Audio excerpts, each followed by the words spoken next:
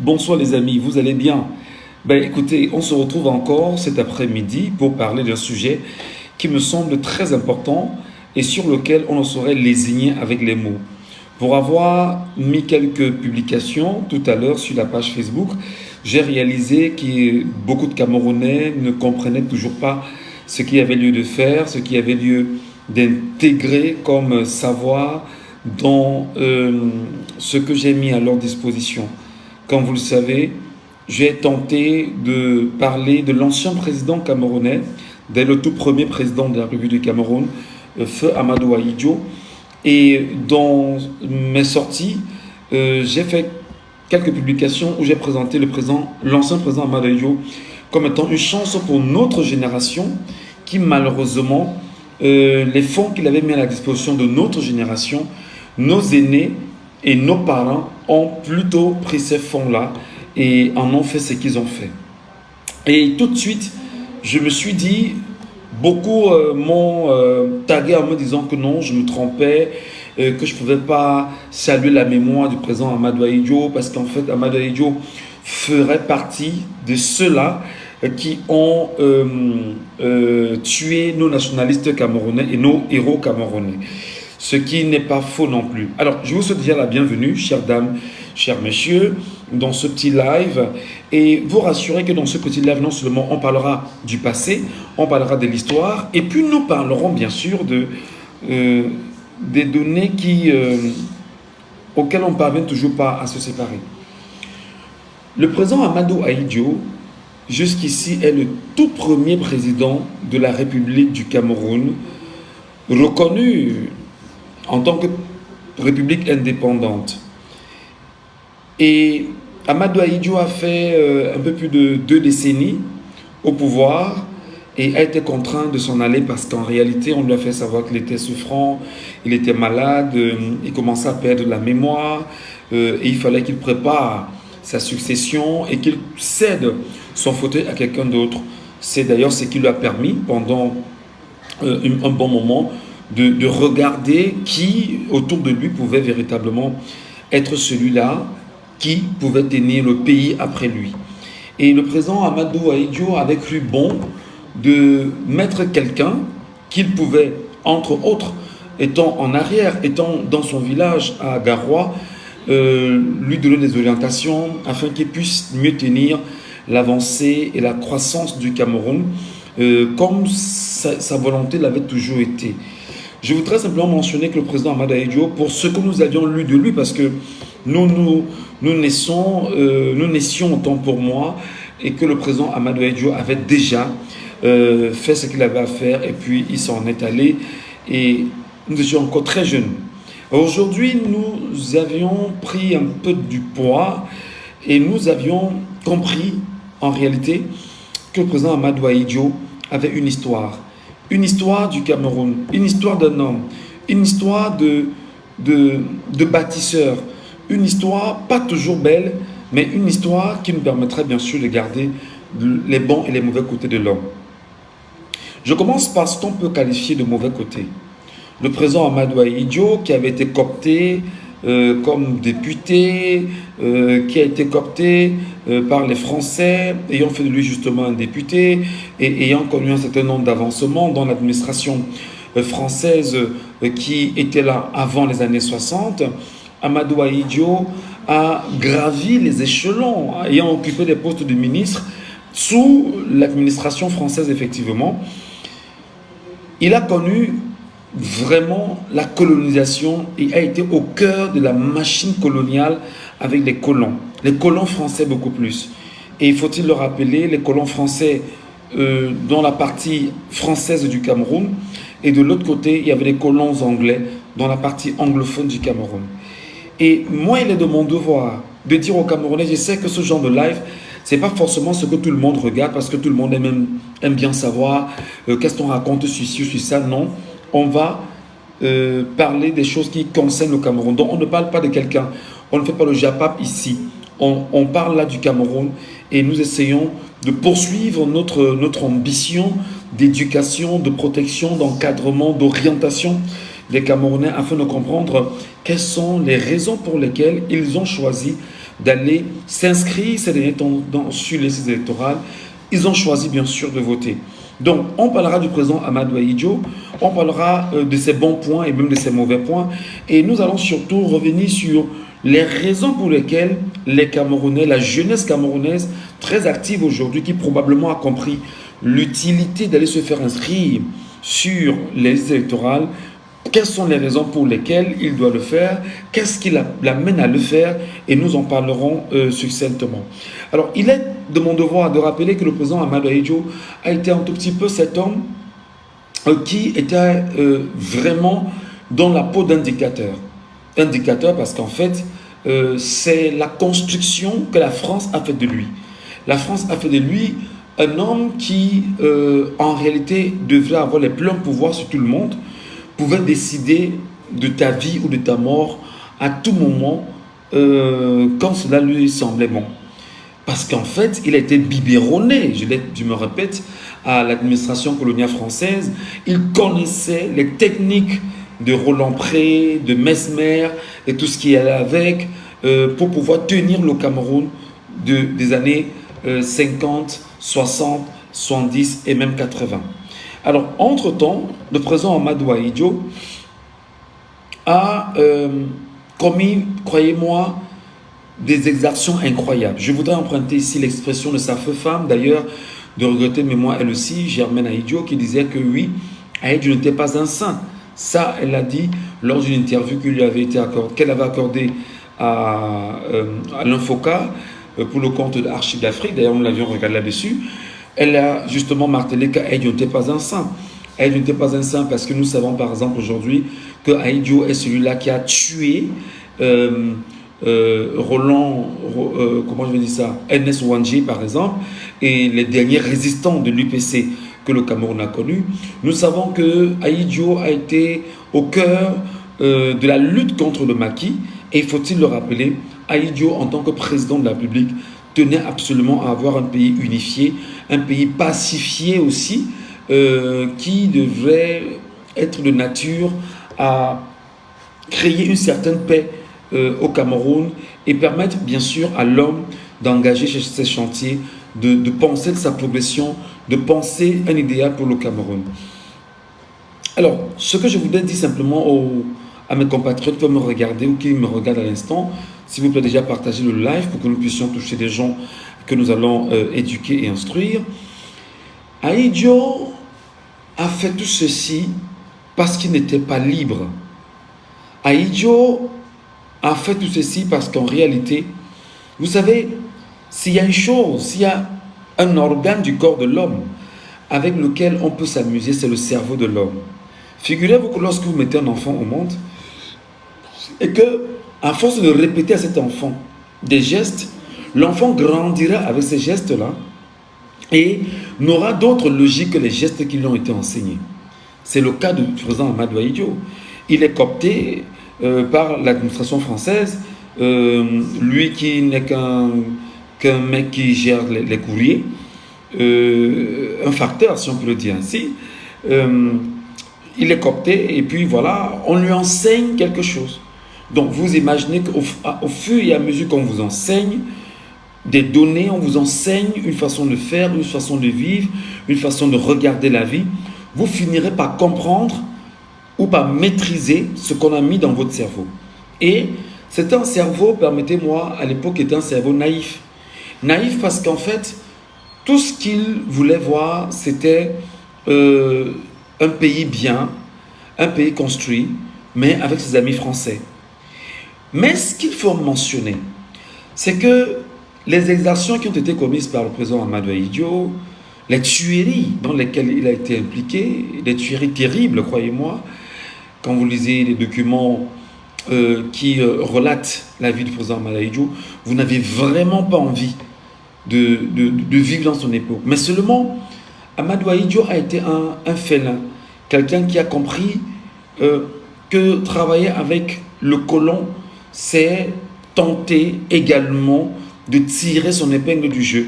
Et lui, il a très vite compris, en tirant son épingle du jeu, c'était de se servir de ce que le colon mettait à sa disposition pour pouvoir construire le Cameroun. Et lui, en tant que chef de l'État, en tant que président de la République, en tant que celui qui tenait toutes les arcanes du pouvoir. Il a été non seulement craint de son temps. Souvenez-vous, on ne pouvait pas parler d'Amadou Ahidjo, on ne pouvait même pas évoquer le simple nom Amadou Ahidjo, parce que même dans la maison où vous évoquez son nom, l'impression que vous aviez, ça je m'en tiens au discours que nous relataient nos parents, l'impression que vous aviez, c'est que les muets vous écoutent et les muets diront que vous avez prononcé le nom de Ahidjo. Et les gens ont vécu tellement sous la peur, sous le poids de la dictature, au point où Ahidjo était craint, Ahidjo était respecté, Ahidjo était quasiment vénéré par certains Camerounais. C'est pourquoi vous vous rendez compte que nos frères du Nord, septentrion si vous souhaitez, diront d'ailleurs à la fin de sa vie que après Ahidjo, ce sera Ahidjo. Après Ahidjo, ce sera Ahidjo. Et parce qu'on savait qu'Ahidjo avait l'armée qui était à sa cause, qui était acquis à sa cause. Il avait la garde présidentielle qui était sa garde présidentielle à lui, dont on les appelait les Noirs, il faut-il le rappeler, un terme qui ressort de plus en plus ces jours-ci ici à Douala, où on sait qu'il y a des mototaximens qui sont très violents, qui sont des agresseurs et qui sont capables de se mobiliser en très peu de temps pour pouvoir défendre un des leurs et qu'on appelle malheureusement ou heureusement Noirs. Donc il y avait ces Noirs qui contrôlaient la garde présidentielle et qui étaient bien sûr impliqués dans comment je vais dire ça, dans la garde du président Amadou Ahidjo de l'époque. On sait en même temps que des gens sont morts, mais alors sont morts atrocement sous Amadou Ahidjo. Parce que vous savez, le pouvoir, lorsque vous l'avez, vous devez être prêt à verser le sang. Pour reprendre probablement les propos de Jean-Paul Sartre qui parlait dans son livre Les mains sales et qui revenait sur l'expression qui témoignait de ce que les placards des hommes politiques étaient jonchés de cadavres. Donc vous comprendrez véritablement que ces placards à lui également ont été jonchés de cadavres. Là je parle du président Amadou Ahidjo. Donc il y a eu ces points qui ont été, ma foi, des points extrêmement néfastes de son parcours. Des points qui ont été inacceptables pour beaucoup de Camerounais et même pour beaucoup d'Africains et qui l'ont vu comme un tyran, comme un dictateur, et voilà. Mais seulement, l'homme, pendant qu'il avance, se rend compte que l'économie camerounaise n'est pas entre les mains des Camerounais. Et c'est là justement où commençaient les bons pour le président Amadou Ahidjo. Je m'en tiens à quelques clichés pour pouvoir étayer mes propos.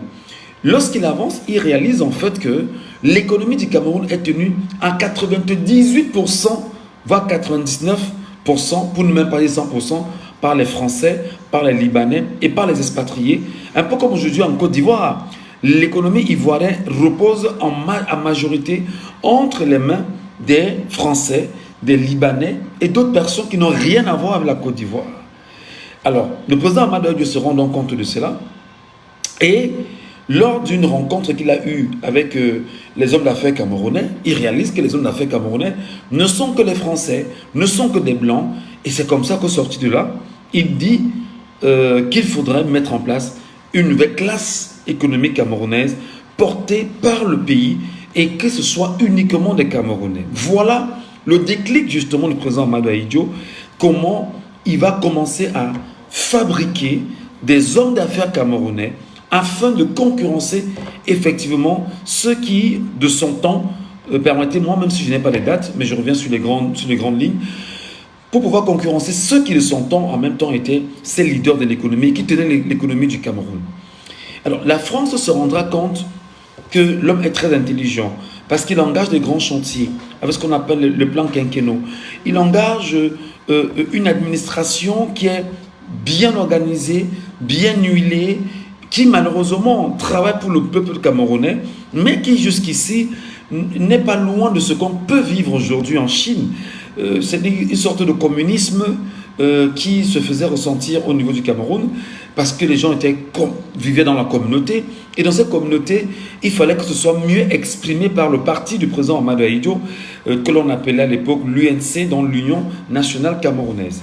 Alors, le président Amadou Ahidjo a également été un homme qui vraiment voulait que l'image du Cameroun ne soit plus semblable à celle que le colon lui proposait à un moment donné. C'est pourquoi, souvenez-vous, dans les accords avec Air Afrique, il a choisi à un moment donné de sortir de Air Afrique et de créer la compagnie Camer du Cameroun, c'est-à-dire la Cameroon Airlines, donc la compagnie aérienne du Cameroun, qui était l'une des plus grandes compagnies aériennes du Cameroun et qui avait une flotte incroyable et qui parvenait à desservir plein de pays en Afrique et même en France aujourd'hui, où lorsque Air France ne parvenait pas à faire son travail convenablement, on se retournait aisément vers Cameroon Airlines pour pouvoir transporter les Camerounais d'ici vers la France et d'autres pays européens et même au niveau des États-Unis. Donc Air Afrique était ce qu'on appelait réellement la fierté du Cameroun, et ça c'est une empreinte qu'on ne va jamais enlever du président Amadou Ahidjo. Et à la vérité, il n'y a pas que ça. Je vais vous rappeler que les gens vivaient à Bertois, partaient de Bertois pour Yaoundé en prenant de l'avion. Les gens quittaient Yaoundé, Douala en avion. Et il y avait une flotte assez impressionnante. Et ça, c'était bien sûr sous le magistère du président Amadou Ahidjo. Il n'y a pas eu que ça. On est d'accord que le boom démographique qu'on a connu aujourd'hui, on ne l'avait pas avant, mais dans les plans de développement que l'homme avait mis en place, il y avait bien sûr les plans quinquennaux. Et dans ces plans quinquennaux, il fallait bien évidemment que l'on puisse bâtir le pays sur des grands piliers, sur des grands chantiers, afin que, en son absence, qu'il laisse un Cameroun vraiment prospère, un Cameroun qui va en droite ligne avec ce qu'on a toujours souhaité, ce qu'il a toujours souhaité. Et je vais reprendre l'expression de feu Germain Ahidjo qui disait que Amadou Ahidjo n'avait que le Cameroun en tête, rien d'autre que le Cameroun, rien d'autre pour lui ne comptait que le Cameroun. Donc, il était passionné par son pays, il était un patriote pour son pays, même si on reconnaîtra effectivement qu'il a été un tyran, un dictateur, entre autres, pour son pays. Voilà. Faut-il le rappeler, Amadou Ahidjo a combiné avec des présidents comme De Gaulle, a combiné avec des gars comme Pompidou, Valéry Giscard d'Estaing. Et souvenez-vous que lors du procès de Roland de Ernest Ouandié, ici au Cameroun, lorsqu'il avait été arrêté, ils ont choisi d'avoir un avocat français. Et l'avocat français qu'ils avaient choisi d'avoir s'appelait François Mitterrand. Alors lorsque François Mitterrand est arrivé au Cameroun pour défendre Ernest Ouandié, je pense lui Ernest Ouandié, et co-accusé, le président Amadou Ahidjo a chassé l'avocat de ce dernier qui était le président Mitterrand. Et comme de la situation, quelques années après, le président qui prendra les rênes du pays en France s'appelle François Mitterrand, qui avait précédemment été bien sûr chassé du Cameroun. Vous comprendrez très rapidement que la guerre va commencer entre François Mitterrand et le président Amadou Ahidjo, qui fera tout, je parle ici de François Mitterrand, pour que Ahidjo quitte le pouvoir et que le poulain qui avait été pensé par Louis-Paul Odjoula puisse prendre le pouvoir. Réalisation faite, Ahidjo avait mis le pays à un niveau où le Cameroun avait de l'argent gardé pour des futures générations. Les futures générations, c'est quelle génération? C'est ma génération. C'est-à-dire, il y a la génération de nos parents, dont les Paul Biya, les Kavaye Djibril, les Nied Marcin Difendi, sont nos parents, c'est même nos grands-pères, ils sont même nos grands-pères pour certains. Mais ils sont nos parents aujourd'hui. Donc, il y avait cette génération-là, il y avait notre génération, et il y a la génération de nos enfants désormais. Le président Amadou Ahidjo est allé plus loin et avait même gardé l'argent pour cette nouvelle génération. Et c'est pourquoi, vous savez, le président Amadou Ahidjo avait de son temps fait une proposition aux Camerounais en amenant les Camerounais à s'investir dans l'agriculture. Et où on a parlé, souvenez-vous, à l'époque de l'économie verte. Et dans cette économie verte, vous savez, le Cameroun avait atteint un niveau important de son autosuffisance alimentaire, au point où, tellement nous avions de quoi manger que nous exportions ce qu'on avait à manger hors du Cameroun, nous vendions aux pays voisins afin que les gens puissent manger, parce qu'on était autosuffisant du point de vue alimentaire. Maintenant, l'argent du pétrole, il faut qu'on soit d'accord que le président Amadou Ahidjo n'avait presque jamais dit aux Camerounais exactement ce qu'il en était l'argent du pétrole, parce qu'à un moment donné, les Camerounais ont commencé à s'inquiéter de ce qu'il en était de l'argent du pétrole. Et c'est comme ça que la France, qui avait la même mise sur Amadou Ahidjo, a tout fait pour que l'on ne parle plus de cette affaire-là, sachant qu'il y avait un gisement de pétrole à Limbé. Maintenant, pour pouvoir tromper les Camerounais, on a dit qu'on va lancer une raffinerie à Limbé. Malheureusement, le pétrole de Limbé raffiné ne desservira pas forcément le Cameroun. Il sera exploité et ramené à l'extérieur, donc raffiné sur place, mais ça sort pour la France et d'autres pays étrangers. Alors, c'est dire fondamentalement, dans cet exposé que j'essaie de vous faire avec des petites idées que nous avons, que le président Amadou Ahidjo était un homme, certes très charismatique, qui parvenait à se faire entendre, qui parvenait à réunir des gens, même si nous aussi, moi je parle de moi, j'ai lu son histoire, je suis extrêmement remonté par les accords de Fumban par exemple, qui jusqu'ici j'estime que c'était une supercherie, c'était un gros mensonge.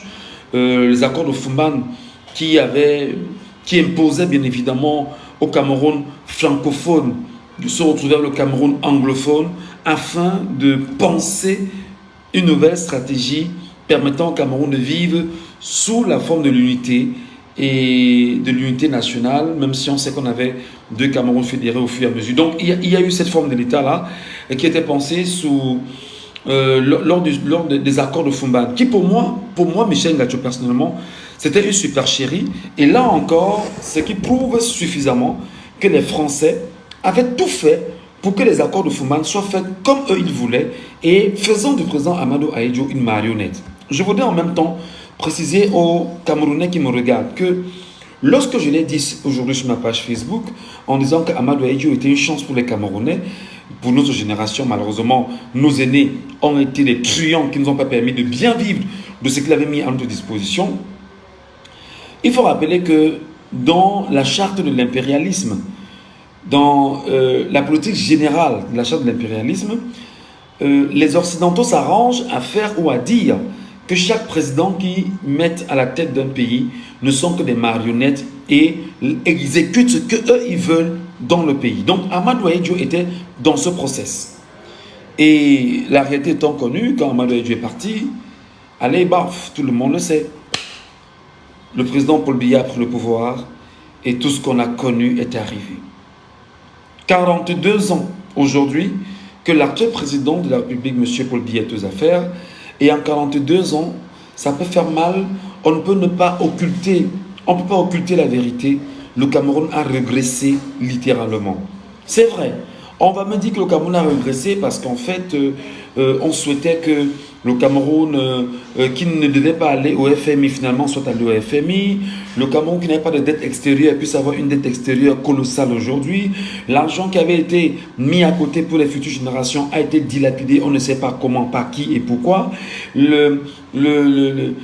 Comment on devait dire ça, l'économie du Cameroun n'était plus forcément tenue par les Camerounais, et on a eu l'impression que de façon sibylline, la France a repris du poids de la bête, et en tentant réellement par la marionnette, parce que j'emploie encore le terme, les Occidentaux se retrouvant dans la charte de l'impérialisme en utilisant la marionnette pour pouvoir saper littéralement tout ce que le président Amadou Ahidjo avait fait. C'est pourquoi tout à l'heure j'ai dit que l'impression qu'on a effectivement, c'est que lorsque la ministre de l'Urbanisme et de l'Habitat, Madame Célestine Coutès-Ketcha, lors d'une déclaration sommaire qu'elle a faite récemment, avait demandé à nos compatriotes du Nord Cameroun, il y avait quoi avant? Alors là, ce qui a provoqué un tollé a amené les Camerounais à rappeler au système gouvernant actuel qu'il y avait des choses avant qu'on n'a plus aujourd'hui. Et ce qui a permis bien sûr aux Camerounais de comprendre en profondeur que pendant 42 ans, le peuple camerounais est resté dans une supercherie incroyable. Je voudrais ici convoquer les élections de 1992, qui d'ailleurs, Alexis Dipanda-Mouele, qui est très vieux aujourd'hui, si Dieu peut toucher son cœur pour reprendre les propos de quelqu'un qui me le disait ce matin, afin qu'il nous dise la vérité de ce qui s'est passé exactement en 1992, les gens sont unanimes à dire que Paul Biya n'avait jamais gagné le pouvoir en 1992. Alors vous vous rendrez compte que de 92 à 2011, avec la révision de la Constitution en 2008, alors Paul Biya est toujours aux affaires, et ceci par l'aide de la France. Au moment où je vous parle, il est encore aux affaires, et la France est là et l'accompagne. Alors, deuxième aspect, dire à mes compatriotes qui m'ont dit, est-ce que c'est la France qui est le problème au Cameroun? Je pense que ce n'est pas une insulte de dire que tentons quand même d'aller lire, afin de ne pas toujours nous présenter comme des incultes face à l'histoire du Cameroun. Dans cette histoire du Cameroun, ce qu'il faut retenir, c'est quoi? C'est que de façon exacte, j'ai l'impression que ma page est signalée parce que le nombre de vues est très réduit. Je ne sais pas ce qui se passe. Ce matin, j'ai fait ce constat et je le fais encore aujourd'hui. Et il va falloir que quelqu'un m'aide à savoir si ma page est signalée ou pas. Ok? Aidez-moi vraiment à savoir si ma page est signalée ou pas parce que je vois le nombre de personnes très réduit, contrairement à hier ou à cette heure-ci. Je faisais un live assez intéressant également et des gens étaient un peu plus nombreux que ça. Donc, c'est la première fois que je fais un live. Je suis avec 14 personnes ou 15 personnes. C'est un peu compliqué. Donc, je disais que y a des gens qui m'ont dit tout à l'heure, alors Michel, la France n'est pas le problème du Cameroun. Et moi, ça me choque d'entendre les Camerounais le dire. Ça me choque d'entendre les Camerounais débiter de telles choses en réalité. Comment pouvez-vous dire et écrire au vu et au su de tout le monde que la France n'est pas le problème du Cameroun, mes chers compatriotes? Alors pour que vous sachiez exactement pourquoi je pense et je dis que la France est le problème du Cameroun, c'est que en regardant ce qu'on appelle la charte de l'impérialisme, dont l'ONU, l'Organisation des Nations Unies aujourd'hui s'en sert encore, dans la charte de l'impérialisme, il est reconnu que les chefs d'État dans le tiers-monde ne sont que les marionnettes des pays occidentaux. C'est là. Je sais de paraphraser, hein, c'est peut-être pas en ce terme-là, mais c'est là, c'est écrit en réalité. Et on ne peut pas dire que lorsque nous avions eu l'indépendance en 1960, entre guillemets, parce qu'on n'est pas indépendant, nous ne sommes pas indépendants au Cameroun, pas du tout.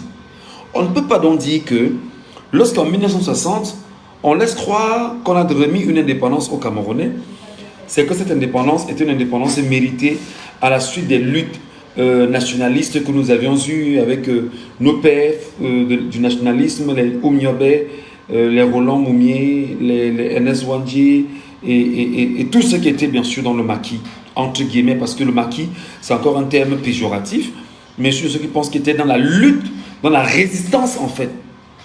Il fallait résister contre le colon et il faut dire qu'ils ont tué plein de Français. Passons. Dans cette dimension que nous avions mise en place, le Cameroun ne pouvait pas faire mieux que de ratifier les accords secrets de la France-Afrique. Je tiens vraiment à ce que vous partagez ce live, les amis. Je tiens à ce que les Camerounais m'écoutent. Le Cameroun ne pouvait pas faire mieux que de signer, de ratifier les accords secrets de la France-Afrique. Et dans ces accords secrets ratifiés par le Cameroun, il y avait bien évidemment l'armement, la gestion de l'armée du Cameroun. Et il était important que Ahidjo se serve de son armée pour contrôler son pouvoir et faire plaisir à la France.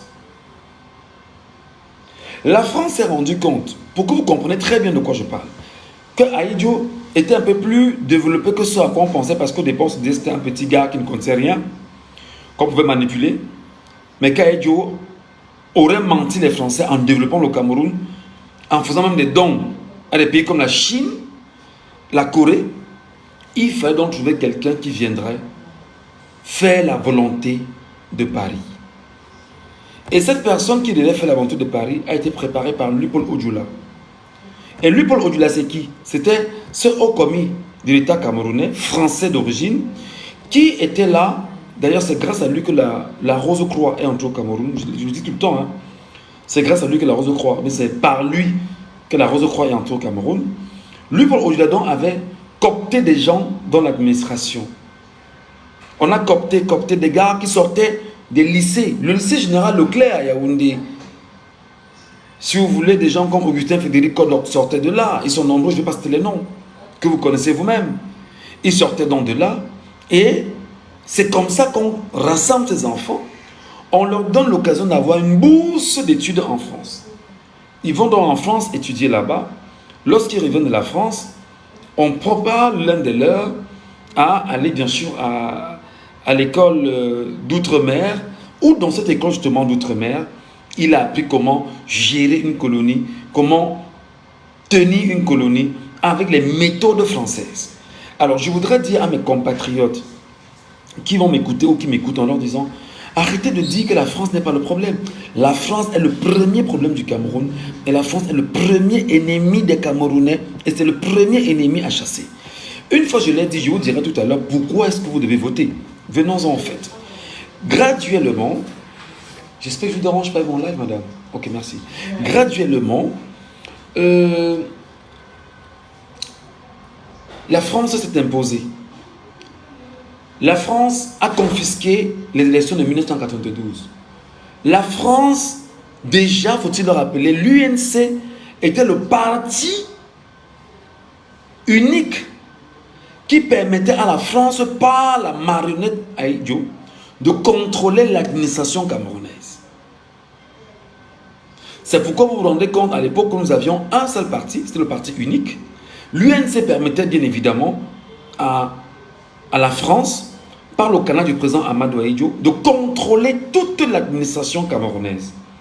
Et en contrôlant l'administration camerounaise, qu'est-ce qui se passait? Vous étiez astreint à des cotisations pour permettre au parti de bien vivre. D'ailleurs, ce qui a poursuivi avec le RDPC plus tard, jusqu'à aujourd'hui, le même process n'a pas cessé. Alors, lorsque la France parvient à mettre techniquement le président Amadou Ahidjo de côté, il se rend compte qu'il n'a jamais été malade, qu'il avait été menti, qu'il était trompé, qu'il était malade. Alors, bon, tout ce qu'on lui a attribué comme étant une tentative de coup d'État du 6 avril et tout ce qui passe avec, bon, encore que d'aucuns disent même que Ahidjo lui-même avait dit que je n'ai jamais fait de coup d'État et que ce sont mes hommes, ils vont gagner, mais ce n'est pas mes hommes. Et comme, puisqu'il a fait cette déclaration, tout de suite, il a été jugé par contumace, condamné, machin et tout et tout. Il est même mort au Sénégal. Le corps est resté dehors. Bref, là n'est pas le sujet. La France s'est donc arrangée sous Ahidjo à avoir un parti qui s'appelait l'UNC, qui permettait à la France, par Ahidjo, de contrôler toute l'administration camerounaise. Quand le président Amadou Ahidjo s'en va, le président Paul Biya vient et 3 ans après, décide de changer le nom du parti. Puisque Amadou Ahidjo a tout fait pour qu'il soit président du parti, tout. Ahidjo lui a vraiment tout donné, tout remis, parce qu'il était le successeur constitutionnel du président Amadou Ahidjo. On lui a tout donné, on a fait de lui celui qui devait être à la tête de l'UNC, président du parti et tout. Il avait tout entre les mains. Entre-temps, la France sait que son élément est aux affaires. Je vais vous donner encore des indices. La France sait que son élément est aux affaires. Aujourd'hui, il y a un jeune Camerounais, je ne sais pas si il est jeune, mais il a 51 ans, qui est très impliqué dans le bois camerounais. Et c'est lui qui gère le bois de Valéry Giscard d'Estaing. Je vais vous le dire encore, chers compatriotes. Dans le découpage, dans le vol de la France, Valéry Giscard d'Estaing, ancien président français, avait déclaré sur des tribunes bien connues techniquement que le bois camerounais était sa propriété privée. Le bois camerounais était la propriété privée de Valéry Giscard d'Estaing, de piètre mémoire. Et ce président français, n'étant plus là, il y en a qui sont ses successeurs, qui tiennent encore le bois camerounais et qui, au Cameroun, ont des éléments qui tiennent le bois camerounais au nom de la France, au nom de Valéry Giscard d'Estaing. Et suivez mon regard, il y a un jeune dont le nom circule depuis un petit moment, dont on laisse croire qu'il sera bien sûr le successeur de l'archichef de l'État, et c'est lui qui a le bois camerounais entre les mains, qui est l'ami des Français, qui s'amuse justement à servir les Français comme il veut. On s'en fout du bois camerounais, il en fait ce qu'il veut. Il est riche, il est plein aux as, et c'est ça. La France, donc, s'est arrangée à maintenir le même système à idiot avec M. Biya et consorts. Donc, vous ne saurez me dire que la France n'est pas le problème au Cameroun. Les accords secrets, le franc CFA, c'est un problème énorme. Dites-moi, est-ce que vous êtes vraiment dans ce live? Partagez un peu le live, s'il vous plaît. Pourquoi vous êtes peu nombreux? Partagez un peu ce live, voir. Et envoyez des cœurs et des j'aime. Essayez un peu. Tu sais pourquoi vous êtes peu nombreux? Faites des pouces comme ça et des j'aime. Faites des pouces et des j'aime, s'il vous plaît.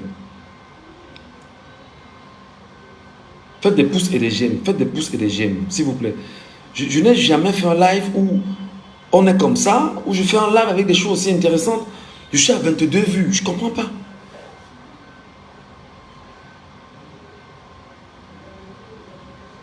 Non, envoyez, partagez un peu. Partagez. Et puis vous mettez des cœurs et des j'aime, s'il vous plaît. Faites-le les amis, faites-le autant de fois, peut-être pour débloquer la signalisation. Peut-être, j'ai l'impression que la page est signalée, et pour débloquer, il faut beaucoup de cœurs et beaucoup de j'aime, s'il vous plaît. Essayez un peu de le faire, je vous en prie. Faites-le le maximum de fois, s'il vous plaît. Faites-le le maximum de fois, je vous en prie.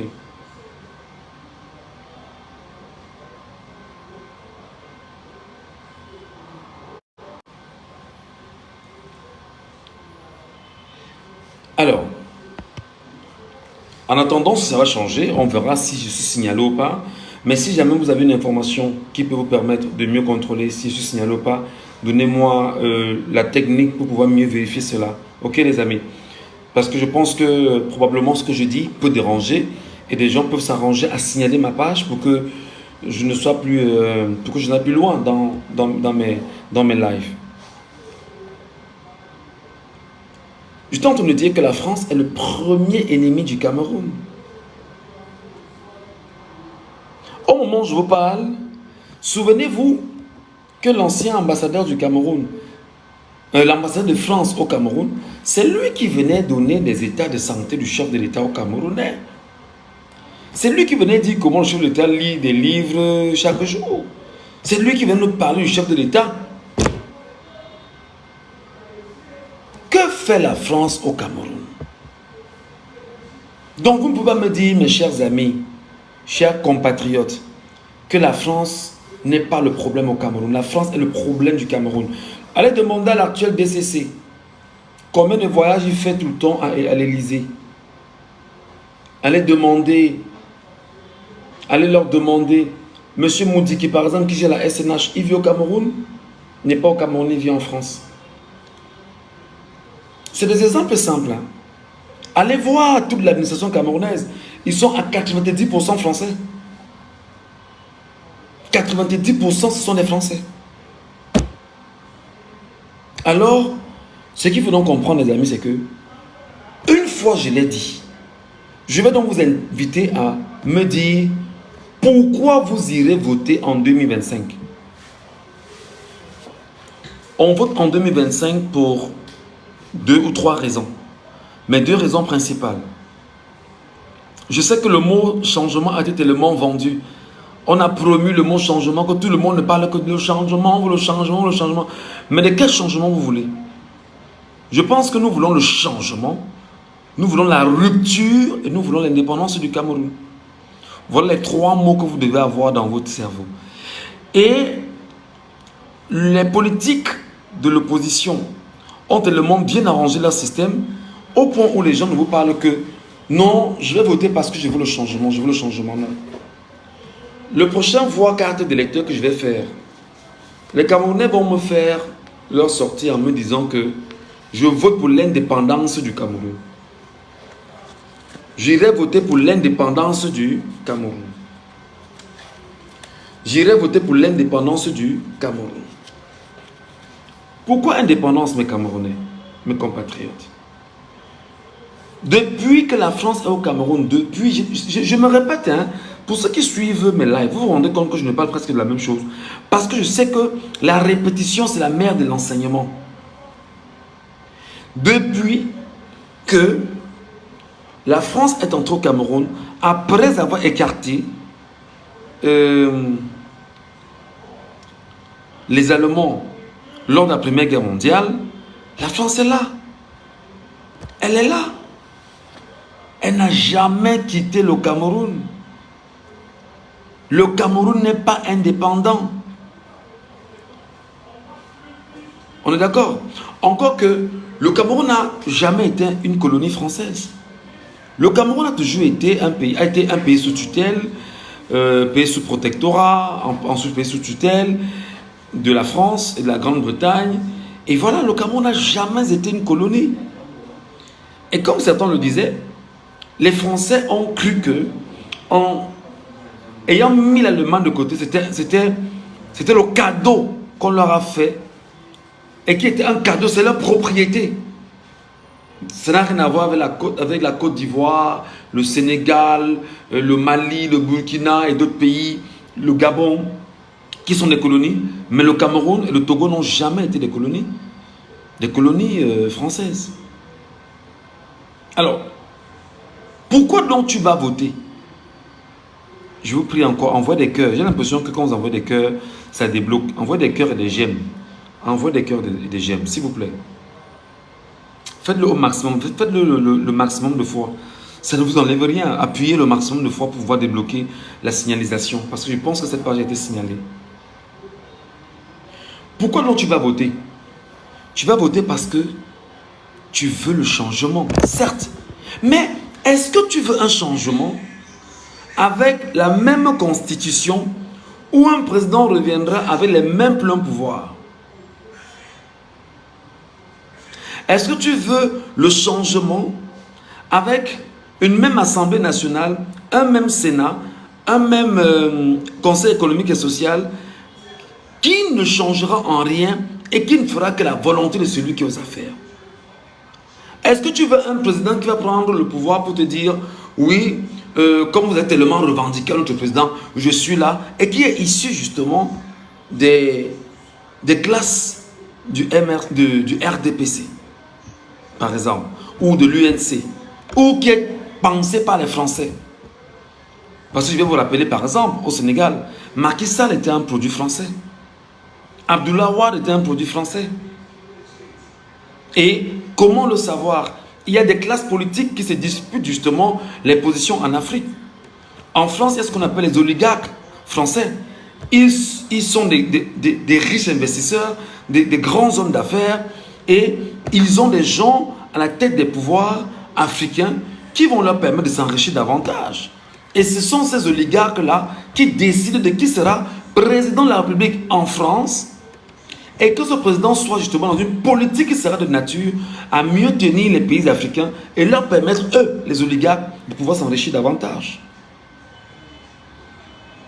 Donc, une fois dont je l'ai dit, j'espère que mes petits frères, mes petites sœurs, tous ceux qui me racontent des balivernes là, comprennent pourquoi est-ce que la France est le premier ennemi des Camerounais, parce que c'est la France qui continue de décider de qui sera président au Cameroun ou pas. Maintenant, pourquoi tu vas voter? Tu vas voter pour trois choses. Premièrement, c'est l'indépendance. C'est la première condition. L'indépendance du Cameroun. L'indépendance du Cameroun. Deuxièmement, c'est la rupture avec la France-Afrique. Parce qu'il faut justement que l'on sache que la France est un pays pauvre, qui n'a rien. La France est un pays parasite qui ne vit que sur le dos des pays africains. Donc, il est important que nous ayons d'abord la question de l'indépendance, la question de la rupture avec la France-Afrique et la question bonsoir madame, asseyez-vous, asseyez-vous. La question justement du changement. Donc, si on n'a pas ces éléments, les gens ne savent pas pourquoi ils vont voter. Donc, quand tu dis je veux m'inscrire sur une liste électorale, c'est parce que dans ta tête, tu dois intégrer que je veux l'indépendance du Cameroun 1, je veux la rupture avec la France-Afrique 2, je veux le changement, l'alternance au sommet de l'État. Et que celui qui arrivera soit capable de nous dire, on doit réécrire la constitution du Cameroun. On doit repenser le Cameroun uni, la partie anglophone et la partie francophone. Si celui qui arrive ne parvient pas à nous donner les garanties de donner la prospérité à ce pays, de réunir les Camerounais, de garantir une paix certaine aux Camerounais, de permettre que les valeurs qui ont été, permettez que je me répète, dévaluées, soient restaurées. Parce que nous, on va choisir, c'est nous Camerounais qui allons choisir qui sera bien évidemment le choix des Camerounais. C'est pas la France qui vient de nous dire. C'est pourquoi je vais encore consulter les propos de Ousmane Sonko, qui disait dans un de ses discours récents qu'il est temps que la France retire son genou sur le cou des pays africains. Il y a la première puissance européenne qui est l'Allemagne, qui n'a pas de colonie et qui est la première puissance d'Europe, qui n'a pas besoin d'avoir des colonies pour vivre. Donc le Camerounais doit intégrer que la France, pour s'en sortir, a besoin de nos ressources et nos matières premières, a besoin de vendre au Cameroun, a besoin de tenir l'argent du Cameroun dans les réserves françaises. Et je vais vous expliquer. L'indépendance, c'est quoi? Premièrement, les amis, je vous explique. Il faut d'abord que nous soyons un pays souverain. La souveraineté doit s'imposer par le peuple camerounais. Nous choisissons nos présidents, notre président. Nous choisissons nos élus. Nous décidons, nous Camerounais, de la diplomatie que nous voulons à l'extérieur. La rupture est telle que nous n'avons plus besoin d'être dans la France-Afrique. Il faudrait qu'on repense la monnaie, le franc CFA. C'est très important. Il faudrait qu'on revoie les langues, parce que là, nous avons deux langues nationales, le français et l'anglais. Moi, je suis banganté. Il y a mon Moudimba que je parle très bien. Mais il faudrait qu'il y ait une langue nationale qui soit à même de fédérer tous les Camerounais. Un peu comme en RDC, où le Lingala est la langue nationale, qui unit les Congolais. Il faut qu'il y ait une langue nationale. Il faut qu'on arrête de faire le compte rendu de nos réserves à la France chaque année. Il faut que l'ambassadeur français au Cameroun, au moment où qui est un général des généraux d'armée, il faudrait qu'il retourne en France, qu'il parte du Cameroun, qu'il retourne en France et qu'il laisse le Cameroun en paix. Voilà les éléments de rupture. Et les éléments de changement, alternance au sommet et tout ce qui va aller avec. Maintenant, c'est le peuple camerounais qui décide de qui il veut avoir comme président, comme député, comme président de l'Assemblée nationale, comme sénateur, comme maire, comme conseiller municipal, etc. Comme conseiller de la ville, c'est conseiller de la ville, maire de la ville. C'est le peuple qui doit décider. Et pour que le peuple décide, il faut que celui qui doit arriver incarne justement l'indépendance, la rupture, le changement, en demandant de réécrire la constitution du Cameroun et que 30 millions de Camerounais viennent poser la main là-dessus comme étant la Bible pour dire « Je donne mon onction pour cette constitution du Cameroun aujourd'hui ». Le dire, ce n'est pas la provocation. La provocation, tant pour moi. On réfléchit. On lit des articles, des livres, et on comprend ce dans quoi nous vivons. Écoutez, j'ai eu des informations comme quoi, bref, c'est pas important, on en reparlera plus tard. Le dit, c'est pas la provocation. Le dit, c'est dire aux Camerounais, maintenant quand tu vas t'inscrire, tu t'inscris parce que le Cameroun est le deuxième pays le plus riche d'Afrique. Mais tu vis misérablement au Cameroun. Ok? Le dire, c'est comprendre qu'on a tué des pères nationalistes qui demandaient simplement que tous les Camerounais se mettent ensemble pour penser un Cameroun réel. Au Miobé, par exemple. Aller t'inscrire sur une liste électorale, c'est dire que on a volé les élections de mes parents en 1992. En 2025, je suis jeune, j'ai 20 ans, j'ai 25 ans, j'ai 30 ans, j'ai 40 ans. Je vais encore aller défendre mon pays et défendre ma voix pour que nous puissions penser aux générations à venir. Je m'inscris parce qu'en réalité, mon pays n'est plus une fierté. Je m'inscris parce qu'en réalité, je suis au Cameroun, je suis un pauvre, je n'ai rien. Je ne parviens pas à m'en sortir dans mon propre pays. Et Néo est un problème pour moi permanemment. Je n'ai pas d'eau potable. Je suis incapable de me soigner convenablement. Je n'ai pas de route, je n'ai pas d'école. Voilà les raisons pour lesquelles je vais m'inscrire sur une liste électorale pour qu'il puisse avoir un changement. Je vais m'inscrire parce que au Cameroun, il y a une promotion, mais alors incroyable du tribalisme mis en place par les Français qui, je l'ai dit ce matin, ont la semence du tribalisme qu'ils ont avec eux et qui a été bien entretenu sous Aïdjo et sous Paul Biya. Les Français. C'est pourquoi l'expression diviser pour mieux régner n'est pas une expression, des gens le disent sans savoir. L'origine se trouve dans la charte de l'impérialisme. Leur but est de diviser pour mieux régner, afin de piller les ressources des pays.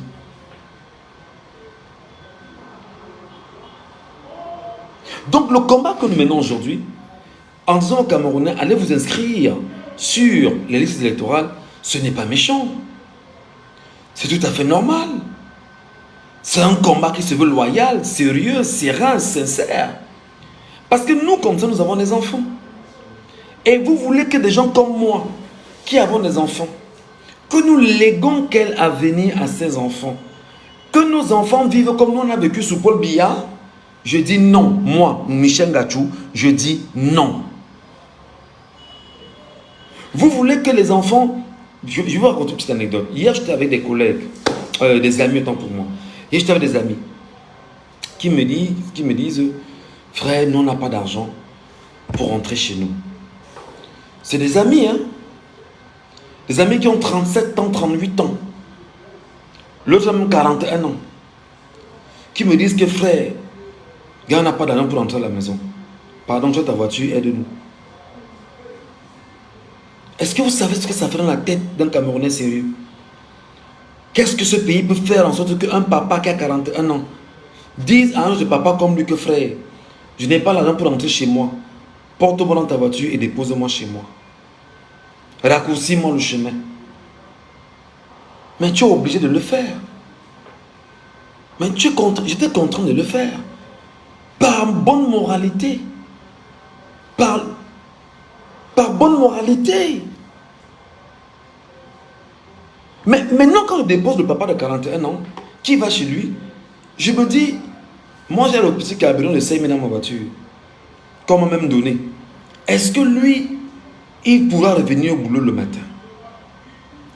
C'est comme ça que je l'appelle, je lui dis, frère, je ne sais pas, j'ai quand même 1 000 francs ici, est-ce que ça peut t'aider pour venir au boulot demain matin? Et vous voulez que je laisse mes enfants là-dedans vivre comme ça? Que mes enfants aillent à l'école, sortent de l'école et soient incapables d'exercer, de travailler, de construire, de bâtir. C'est ce que vous me demandez? Je ne suis pas prêt. Je ne suis pas prêt. Je ne suis pas prêt. Alors je m'engage. Alors je combats. Alors je dois cultiver. Alors je dois entretenir ceux qui ne comprennent pas ce pourquoi ils vont s'inscrire sur les listes électorales. Je vous en prie, chers amis, pour ceux qui me regardent, qui regarderont ce live, partagez ce live à vos frères et vos soeurs qui sont fait inscrits sur les listes électorales. Dites-leur de regarder à partir de ce moment, s'il vous plaît. Qu'ils regardent et qu'ils écoutent ce que je vais leur dire. Je dois vous dire, les amis, vous vous inscrivez pour 3 choses. 1, c'est l'indépendance du Cameroun. Le Cameroun n'est pas un pays indépendant, le Cameroun n'est pas souverain. Le Cameroun répond encore aux injonctions de Paris, et qui est contrôlé par l'ambassade de France au Cameroun. Et le mec qui est ambassadeur de France au Cameroun, c'est un général d'armée à la retraite. Et il était général des généraux.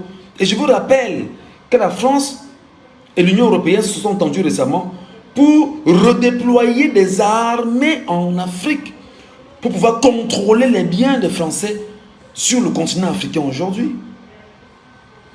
On ne peut pas laisser cela aller de l'avant. On ne peut pas permettre que des étrangers qui se sont assis en 1884 et qui ont décidé entre eux du partage de l'Afrique sont venus morceler les pays africains.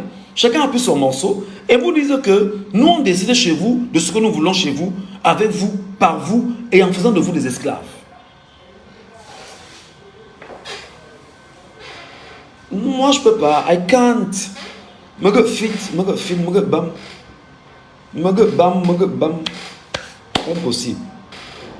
Impossible. Il est préférable de mourir en héros que de mourir sur un lit d'hôpital. Il est préférable de mourir en défendant tes libertés, ton droit, que de mourir sur un lit d'hôpital. Il est défendant de mourir les armes à main que de mourir sur un lit d'hôpital. Et ce mindset, nous devons l'avoir en tant que jeunes Camerounais. Donc vous partez vous inscrire. Et lorsque vous allez maintenant vous inscrire, il faudrait... Les élections présidentielles, c'est dans 17 mois. Hein. C'est ça, non? Mai, juin, juillet, août, septembre, octobre, novembre, décembre, janvier, février. Donc, élections législatives et municipales dans 10 mois au Cameroun. Élections municipales et législatives dans 10 mois au Cameroun. Février, mars, avril, mai, juin, juillet, août, septembre, octobre. Donc, 18 mois. Donc, dans 18 mois, nous aurons les élections présidentielles au Cameroun. Mais dans 10 mois, nous aurons les élections municipales et législatives au Cameroun. C'est pourquoi hier, j'ai fait le live d'hier en parlant aux jeunes que je vois sur le terrain qui essaient de mobiliser les gens en leur disant allez vous inscrire, vous inscrire. J'espère qu'ils ne le font pas pour leur pense. J'espère qu'ils le font pour l'indépendance, la rupture et le vrai changement au Cameroun.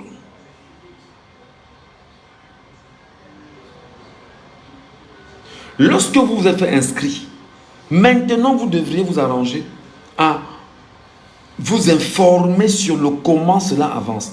Et pour vous informer, mes amis, aucune télévision camerounaise, aucune radio camerounaise sérieuse ne vous dira les vérités. Aucune télévision camerounaise, aucune radio camerounaise ne vous entretiendra sur ce qu'il faut pour l'avenir. Parce que si nous n'avons pas la capacité pendant les 18 mois qui restent à entretenir les Camerounais, c'est-à-dire on a 10 mois pour pouvoir préparer les élections municipales et législatives et nous avons 17 mois pour préparer les élections présidentielles.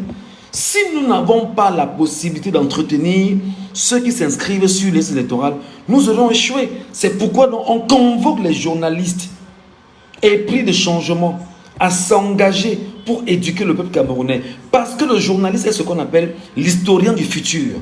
Il a compris le passé, il vit dans le présent et il peut concevoir le futur. Il va consigner, il va écrire. Et ceux de demain viendront dire, voici ce que nos pères ont laissé comme écrit en tant que journaliste. Et lorsque vous êtes dans l'abonnement, vous vous abonnez aux pages sérieuses. Vous vous abonnez aux journalistes sérieux. Vous vous abonnez aux gens qui sont sérieux. J-Pon Rémy Ngono, par exemple, c'est un mec sérieux. Moi, je n'ai pas de... Nyango Mango J-Pon Rémy Ngono, par exemple, c'est un gars qui est sérieux.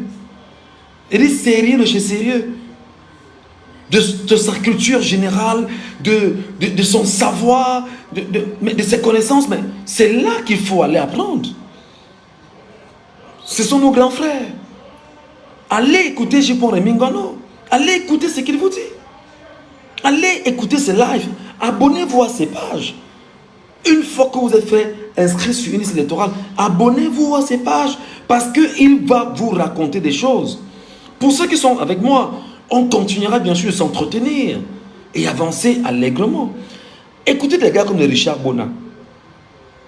Écoutez des gars comme les Valsero. Oui, moi je le dis, je n'ai pas de... Écoutez-les. Écoutez les Camerounais qui appellent au changement.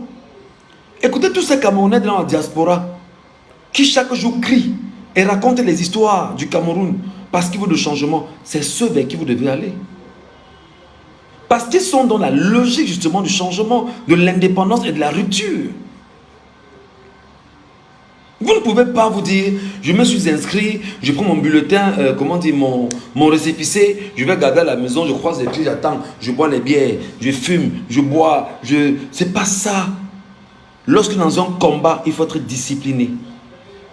Lorsque dans un combat, il faut être objectif, concis, précis sur ce que tu as fait et comment tu dois le faire et quand tu dois le faire.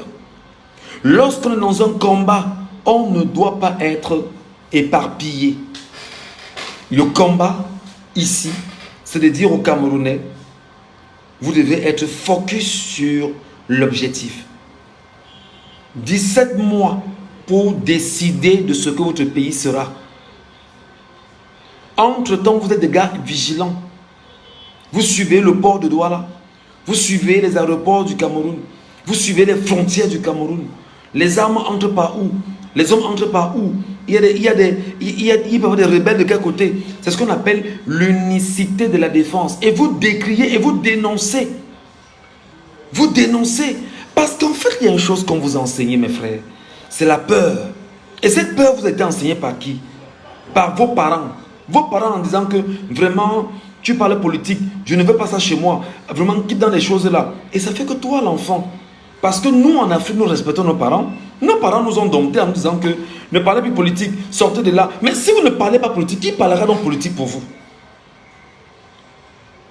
Si vous ne vous intéressez pas à la politique, qui va s'intéresser à la politique pour vous? Mais c'est grave, je fais un live, j'ai 26 vues. C'est quoi ce truc-là? Vous êtes où? Vous êtes sûr que cette page n'est pas attaquée? Vous êtes sûr que la page n'est pas attaquée? Et on parle du Cameroun et ils ne sont pas là? Non, partagez voir. C'est quelle histoire ça? Envoyez des cœurs et des j'aime, vous envoyez des cœurs et des j'aime. Vraiment, aidez-moi à bien travailler. Je ne vous demande pas de l'argent. Envoyez des cœurs et des j'aime, le maximum de cœurs et des j'aime. Le maximum de cœurs et de j'aime. Si jamais ma page est signalée, vous débloquez le signalement. Simplement.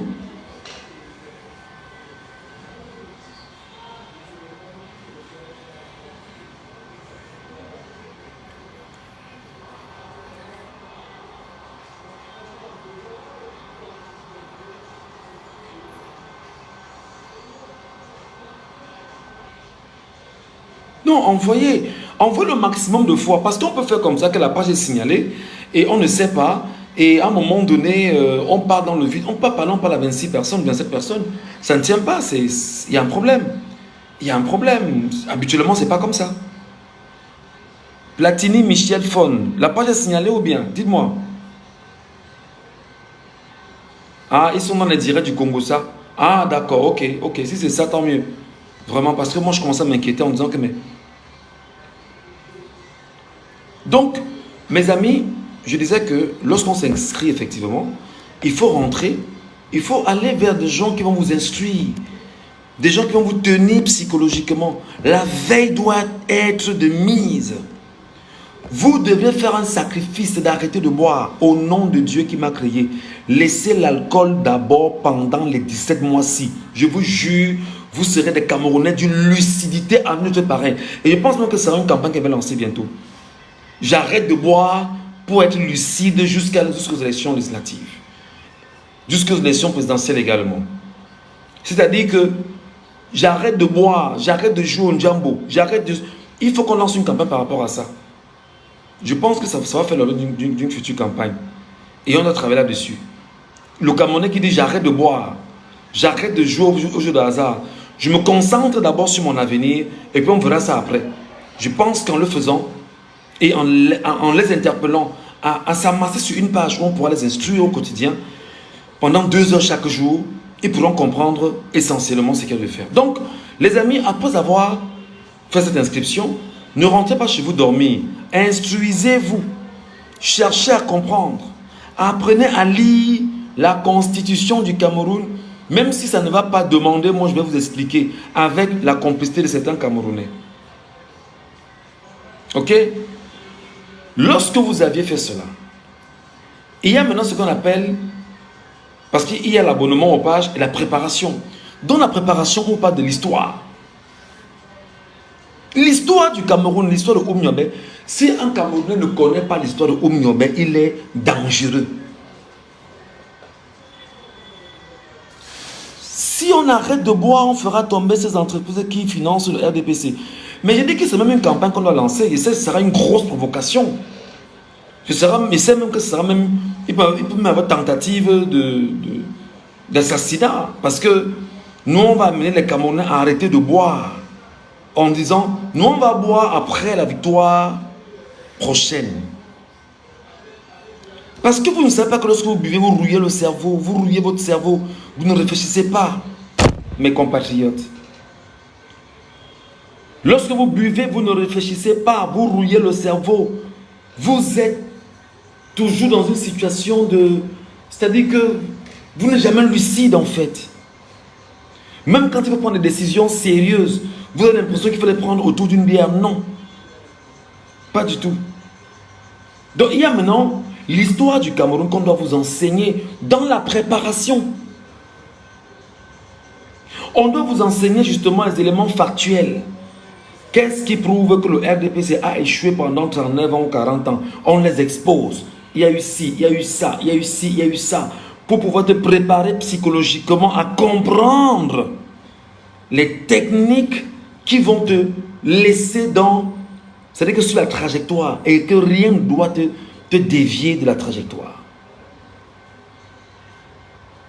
On doit lire les visions, c'est-à-dire les projets de société des partis politiques et être capable de te les expliquer toi qui n'es pas allé à l'école afin que tu puisses savoir que voici ce que le gars s'y dit. Ça veut dire ici là que chaque jour on décortique. Chaque jour on décortique pour que tu puisses comprendre. Je vous dis que l'heure n'est... On n'est pas en train de... C'est la guerre... On est dans la guerre au Cameroun en fait. On est dans la guerre au Cameroun. Lorsque nous allons finir la préparation, c'est maintenant la séquence du vote. Les amis, le jour de vote, c'est le jour le plus mystérieux du Cameroun. D'ailleurs, ce matin à la radio, quelqu'un a dit que le jour du vote, dans les régions anglophones, ils vont déclarer le ghost town et ne pas permettre aux anglophones d'aller voter. Pourtant, j'ai pensé que, en organisant l'émission de ce matin à la radio, il était question que les Camerounais nous disent ce qu'ils pensaient pour les régions anglophones qui sont en proie à une guerre sans précédent depuis 8 ans aujourd'hui et ils pouvaient avoir un sursaut d'orgueil des compatriotes camerounais qui sont dans la partie anglophone à aller se faire inscrire eux aussi sur les électorales.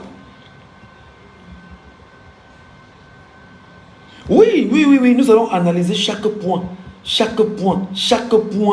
des projets de société. Je vous dis, peut-être vous ne comprenez même pas encore où on va. Le combat, il est long. On a 17 mois pour avoir la victoire. On a d'abord 10 mois pour tenir la victoire. Et on a 17 mois pour avoir un nouveau président. Au plus, hein, et que le président soit choisi par les Camerounais eux-mêmes. Un président qui rentrera dans l'indépendance, la rupture et le changement. Ok? Lorsqu'on a voté, le jour du vote, comme je disais tout à l'heure, devait être un jour très compliqué pour le Cameroun. C'est le jour où tu dis qu'aujourd'hui, il peut mourir aujourd'hui. C'est le jour où tu dis qu'aujourd'hui, je peux mourir.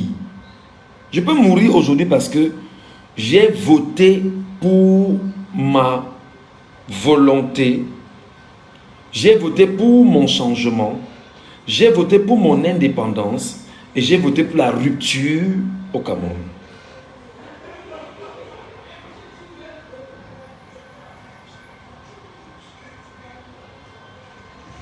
Lorsque tu vas donc voter, tu dois surveiller ton vote. L'erreur à ne pas faire, c'est de voter et de rentrer.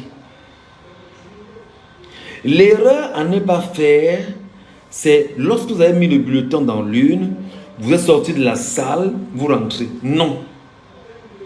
vous ne rentrez pas.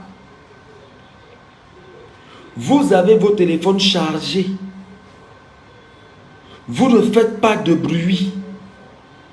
Vous ne cherchez des problèmes à personne. Vous filmez tout ce qu'il y a comme mouvement et vous publiez instantanément sur les réseaux sociaux. Instantanément sur les réseaux sociaux. Parce que ces gars vont couper Internet déjà. Il faut le savoir. Ils vont couper Internet, mais je vous ai dit, on vous donnera la technique pour avoir les réseaux sociaux le moment venu. Ce n'est pas maintenant. D'accord? Lorsque vous avez surveillé le vote, le jour-là, voler, je dis même voler les couvercles de marmite de vos parents, vous cachez quelque part. Monsieur, comme moi, voler les couvercles de marmite de vos femmes, vous sortez, vous cachez quelque part. À côté du bureau de vote. Parce que cette année, 2025, qu'il pleuve, qu'il neige, le RDPC sait qu'il va perdre. Le RDPC sait qu'il va perdre en 2025. Même si le RDPC prend les moyens de l'armée camerounaise, le RDPC va perdre. Je vous dis que le RDPC va perdre. Et ils ont déjà perdu parce qu'il y a un regain, c'est-à-dire que d'éveil dans la société camerounaise aujourd'hui, au point où tout le monde veut s'inscrire. Parce que je pense que l'erreur, je le dis en riant, récemment, lorsqu'ils ont augmenté le prix du carburant, je pense que c'est la goutte d'eau qui a débordé le vase. C'est la goutte d'eau qui a débordé le vase. Je sais que le regret est profond dans le RDPC.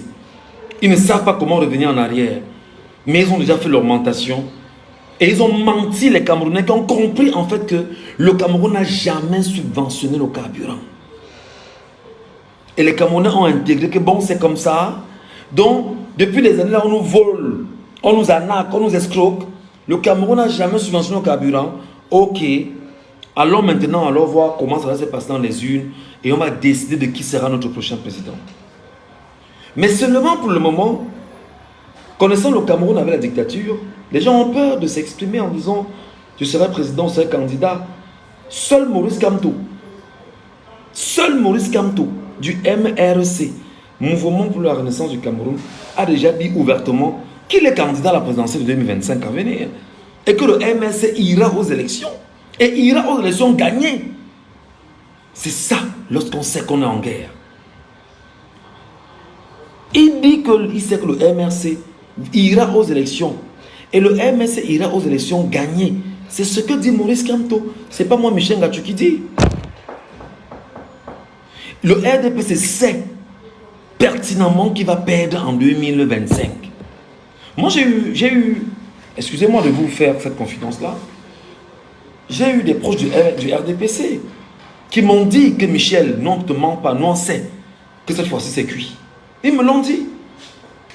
Ils me l'ont dit que Michel Ngachou, vraiment, nous, le travail que tu fais, nous on ne te mentira pas que nous savons cette fois-ci que c'est cuit. Que 2025 là, on ne pourra pas. 2025 on ne pourra pas. Eux-mêmes ils le disent déjà. Eux-mêmes ils commencent à prendre conscience. Et ils le disent. Que 2025 là, ils ne pourront pas. Ils savent que c'est mort. Alors ce qu'il faut faire maintenant, quand je parle encore de veille, en tout cas je vais venir dessus tout à l'heure. En 2025, le RDPC ne pourra pas gagner le Cameroun. Je vous jure au nom de mes parents qui ne vivaient plus que...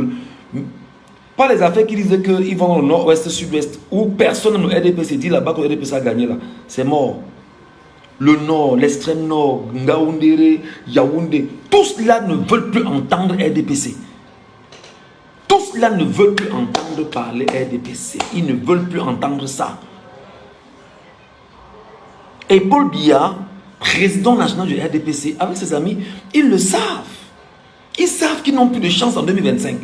Que ce qui s'est passé en 2018, ils ne pourront pas. Et c'est pourquoi je dis aux Camerounais, lorsque tu vas t'inscrire, prends ton récépissé, fais le vidéogramme, dis me voici Camerounais, je viens de me faire inscrire sur une liste électorale.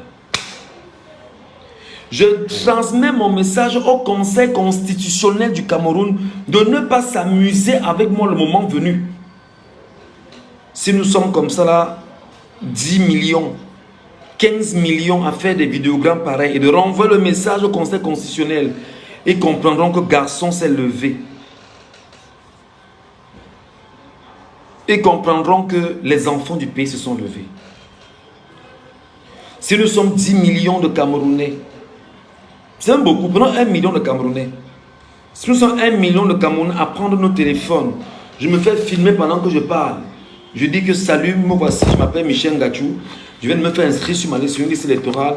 Voici mon récépissé. Faites comme moi, allez vous inscrire sur les listes électorales.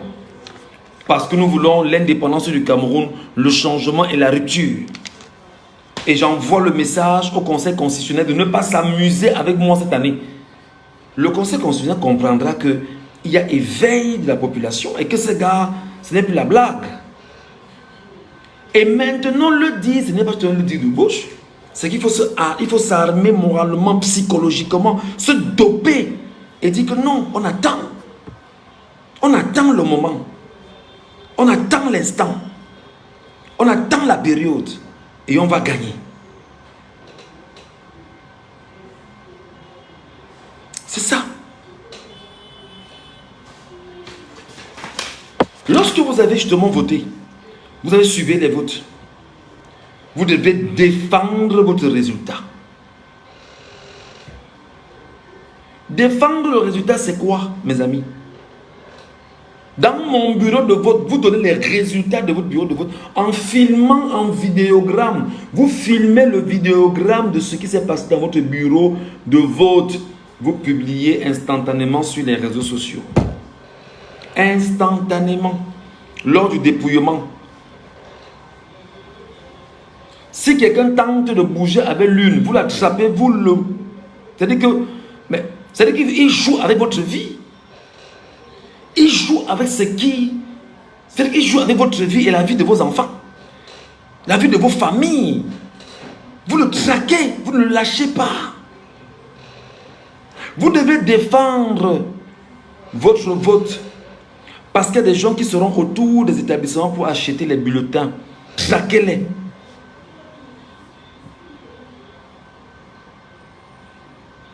Traquez-les. Ne les laissez pas. Je vous demande encore, vous êtes sûr que ma page ce n'est pas signalée? J'ai fait un live à 17h48 comme celui-ci, j'ai 25 personnes qui me regardent. Vous êtes sûr qu'il y a quelque chose, que tout va bien sur cette page? Pardon, ceux qui savent contrôler, la contrôler, vous me dites pardon. Si ma page est signalée, vous me dites. Ceux qui savent contrôler, la contrôler, vous me dites si ma page est signalée. Au besoin, envoyez des cœurs et des j'aime pour voir. Je peux faire comme ça, je suis assis ici, je crois que je parle aux gens alors que je ne parle même pas à mes compatriotes. C'est quoi ça?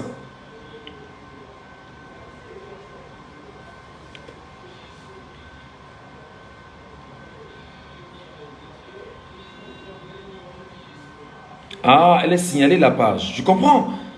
Mais il y a des jours, je fais des lives, je suis à 200, 300 vues.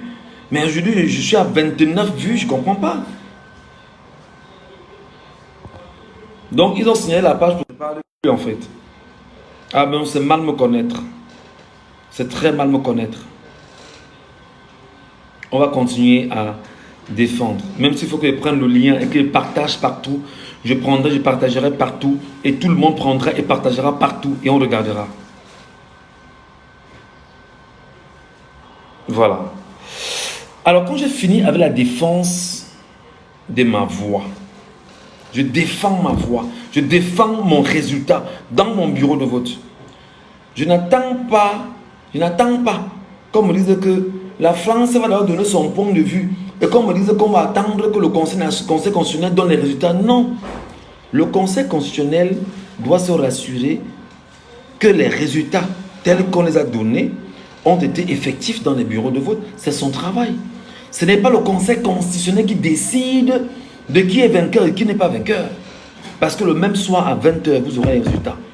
Et quand vous avez les résultats le même soir à 20 h, vous prenez les couvercles des marmites que vous avez pris à vos femmes, à vos mamans à côté. Vous commencez à scander dans tout le pays la victoire de votre candidat. la victoire de votre candidat. Mais avant, il y a un point que je voudrais mentionner, avant qu'on ne se sépare. C'est le point sur la ceinture de sécurité que vous devez faire. Un, vous devez vous arranger à être un peuple solidaire. Solidaire. Traquez tous ceux qui au Cameroun sont en train de tout faire pour manœuvrer et maintenir le système régnant en place. Traquez-les et dénoncez-les avec vos pages Facebook. Envoyez-nous des informations non à publier. Vous avez un humain qui fait ça tout le temps, non? Envoyez-nous des infos. Il va publier. Envoyez à Boris Bertol, envoyez à Protuta, envoyez. Ils sont là. Ils récupèrent, ils publient. Ils dénoncent ce que vous voyez. Parce qu'ils sont vos yeux et vos oreilles. Envoyez-moi. On va voir ce qu'on va faire. On va dénoncer. Il faut être solidaire. Aujourd'hui, le mot tribalisme doit être éteint dans le Cameroun. Le Bassa, le Douala, le Bamileke, le Wondo, le Boulou, le gars de Guidé, le gars de Kapsiki, le gars de Domayo, le gars de je ne sais où, le gars de Woum, le gars de Manfé, le gars de Limbe. On est tous un là dès aujourd'hui. On est tous un. Un veut dire que nous pensons tous de la même façon et nous regardons vers trois éléments: indépendance, rupture, changement. C'est le premier cordon de sécurité qu'il faut effectuer. Deuxième cordon de sécurité qu'il faut effectuer. Vous devez surveiller les entrées et les sorties du pays. Vous devez, dans ce qu'on appelle l'unicité de la défense, dénoncer tout ce qui est bizarre à vos yeux. C'est maintenant. Hein? Ce n'est pas dans 17 mois. Hein? C'est maintenant. Là. Vous commencez là maintenant. C'est maintenant. C'est maintenant. Dénoncez tout ce que vous voyez qui est bizarre. Vous dénoncez. Par exemple, moi, je sais que je suis filé par 2 personnes. Moi, je les connais. Ils sont là. Moi, je les regarde tout le temps, je ris. Je suis filé par 2 personnes, un homme et une femme. Ils sont là. Vous imaginez? Et on est au Cameroun. Il veut voir tes mouvements. Il veut voir ce que tu fais. Il veut savoir où tu manges. Il veut savoir avec qui tu marches. Il veut savoir à quelle heure tu rentres chez toi. Il veut savoir comment... Les gars veulent maîtriser ta vie. Mais c'est très mal me connaître. C'est un homme grand de taille, noir, mince. Et une femme petite de taille, brune. Le poison que vous avez préparé à la laisser, ça ne marchera pas. Je ne bois pas. Je ne fume pas. Je n'ai pas de petite. On se comprend? Tout ce qui m'intéresse, c'est mon travail.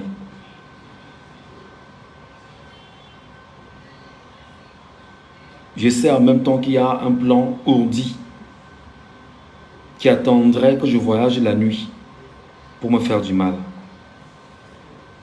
Même pour voyager maintenant, vous ne saurez pas quand est-ce que je vais voyager.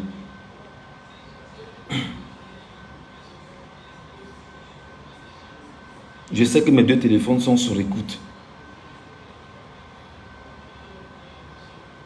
Vous voyez, j'en parle, j'en ris parce que je connais les méthodes des gars. Et on ne peut pas être au Cameroun, souffrir comme je souffre. Et on va me dire, tais-toi, je ne peux pas me taire. Au nom de mes enfants. Je vous donne des informations qui sont vérifiées. Voici un téléphone, voici un autre. C'est sur écoute. Voilà un troisième qui n'est pas sur écoute. Ils ne savent pas.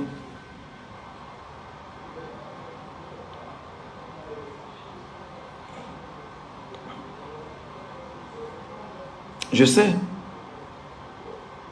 Et l'homme est très imprudent. Parce qu'il est sûr que je ne le vois pas. Pourtant, je l'ai déjà vu depuis. La femme est encore en bonne préparation. Ça ne marchera pas. Et je ferai partie des Camerounais qui vont chanter la victoire. lorsque nous allons faire tomber ce régime. Excusez-moi de parler comme ça. Je parle parce que je suis remonté par mon pays. Je suis remonté, courroucé, choqué par mon pays.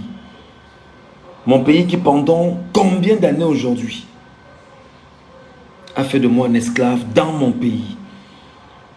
L'esclave qui n'est pas capable d'assumer sa révolte ne mérite pas que l'on s'apitoie sur son sort.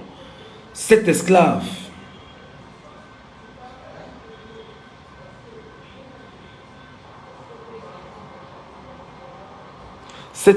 là, s'il compte sur la condescendance d'un maître suspect qui pourtant l'a franchi, n'a rien compris.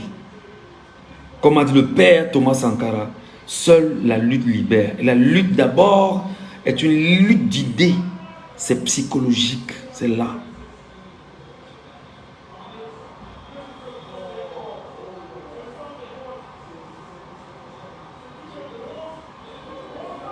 Je vous dis, et les gars ont une technique. Les gars suivent mes puces. Quand je suis sur WhatsApp, les gars savent tac où je suis. Les gars suivent mes téléphones, ils ont tracé mes téléphones, ils ont tracé mes mouvements, ils ne savent pas. Ils ne savent même pas qu'on connaît toutes les méthodes. Parfois je regarde, je ris et dis bon, les gars, jouez. Mais vous ignorez en réalité que dans le renseignement, le journaliste également, c'est un élément du renseignement. Et dans l'unicité de la défense, le journaliste également a un rôle à jouer dans l'unicité de la défense.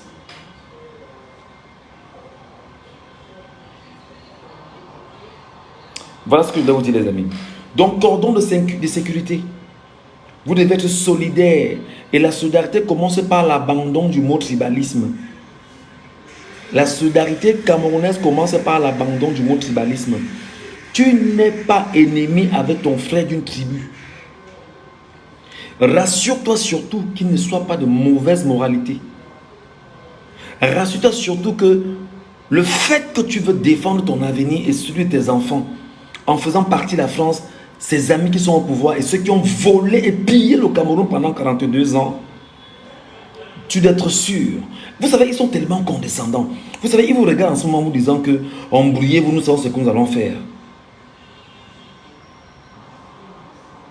Ah, merci beaucoup. La souffrance n'a pas de tribu. Ils sont tellement condescendants. Ils en sont ils disent que vraiment, Michel, là, tu racontes ta part là-bas. Non, c'est ce qu'on va faire. Vous comptez sur l'armée. J'en ris. J'en ris. J'en ris naturellement parce qu'en fait, ces gars ont dit que ça ne se passera pas comme vous croyez. Hein. Mais les gars nous parlent en interne. Les gars nous ont dit même que voilà, on a mis d'autres petits trucs là, nous disant que, mais on a dit que non, le tout si on a nos femmes et nos enfants au quartier.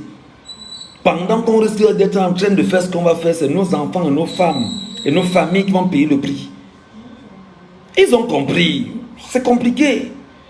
C'est compliqué, les gars. C'est compliqué. Et ils nous parlent tous les jours. Par des moyens que vous n'imaginez même pas. Donc quand vous êtes condescendant, méprisant, imbu, arrogant, c'est même quel genre même d'être humain ça?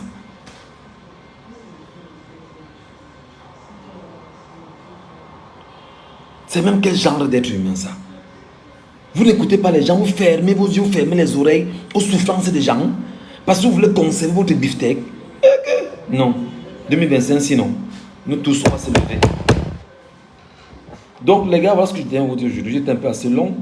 Je crois que je devais le faire en 30 minutes, mais je suis allé plus loin que ça. Je suis à 100%. Super. Je suis allé un peu plus loin que ça parce que je tenais absolument à me faire écouter. Et ce que je peux vous demander, c'est de m'aider bien évidemment à partager ce live, partagez-le, portez le lien, envoyez aux gens sur WhatsApp. Vous prenez le lien, vous envoyez à vos gens sur WhatsApp, vous dites, regardez ce que Michel Ngacho a dit. Écoutez ce que Michel Ngacho a dit. Michel Ngacho ne ment pas. Écoutez ce que Michel Ngacho a dit. Bon, je suis sur les réseaux sociaux, hein, je ne peux pas avoir un langage comme celui-ci à la radio. Sinon, on va me taper sur les doigts en me disant que de façon déontologique, je n'ai pas respecté la déontologie. Mais je m'en fous sur les réseaux sociaux, personne ne paye ma maison, personne ne paye mon loyer, personne ne me gère. Personne ne me gère. Donc quand je souffre, je sens ça dans ma chair. Je sens ça dans mon corps. C'est dur. Quand la bailleresse me menace à la fin du mois parce qu'elle ne peut pas payer son loyer, personne n'est là. Quand mes enfants pleurent qu'ils veulent manger, personne n'est là. Quand il faut soigner mes enfants, personne n'est là. Personne. Quand moi je suis malade, qui me soigne? Je dois me soigner moi-même. Personne n'est là. Donc, dites à mes compatriotes que les souffrances qui sont les vôtres sont les mêmes dans lesquelles je suis impliqué. Je souffre, je pleure chaque jour. Et c'est tellement fort que je dis, est-ce que je vais laisser mes enfants vivre dans la même galère? Les 46 familles du Cameroun, là, sachez que nous, on sait. On vous a mis à compter, parce qu'on vous connaît. Quand pas de 46, vous comprenez, non? On vous a mis à compter. Sachez que les loges ne vont jamais vous protéger. Et même vos enfants que vous avez placés dans l'administration aujourd'hui. Tombez, on va les traquer tous. Tous. Parce que le népotisme va s'arrêter.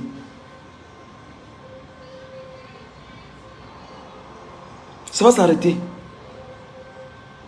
Ça va s'arrêter. Le népotisme va s'arrêter. Que vous prenez vos enfants, vous placez vos enfants dans l'administration, vous les envoyez fréquenter en Europe, vous tuez l'école au niveau national, vous tuez l'éducation au niveau national. Et vous laissez que vos enfants aillent fréquenter en Europe, au Canada, aux États-Unis, en France, en Belgique, en Allemagne, pour revenir nous gouverner parce qu'ils auront le know-how que nous n'a pas au Cameroun. Ça ne sera plus comme ça après 2025.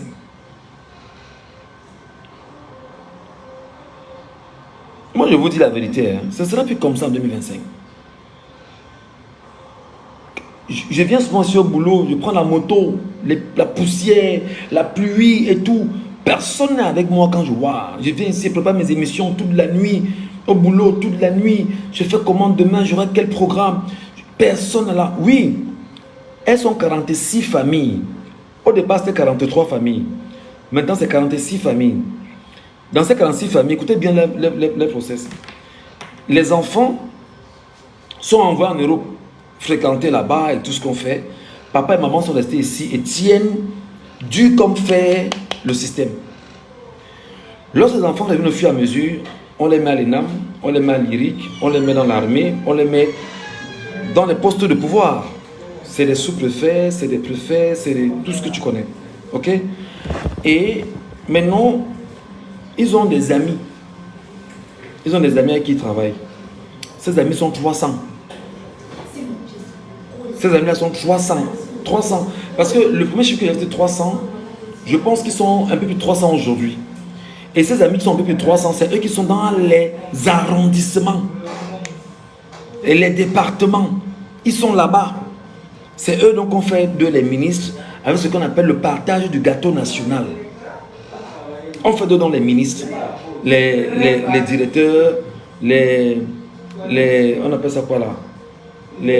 Tout ce que vous connaissez, hein, les directeurs, les ministres, on dit que ce ministre c'était le village, ce ministre c'était l'arrondissement, ainsi de suite. Et maintenant, quand il est le représentant par exemple permanent du RDPC dans l'endroit, attendez.